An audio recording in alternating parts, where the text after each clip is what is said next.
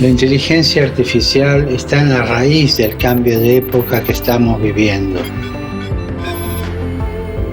La robótica puede hacer posible un mundo mejor si va unida al bien común. Porque si el progreso tecnológico aumenta las desigualdades, no es un progreso real. Los futuros avances deben estar orientados al respeto de la dignidad de la persona y de la creación.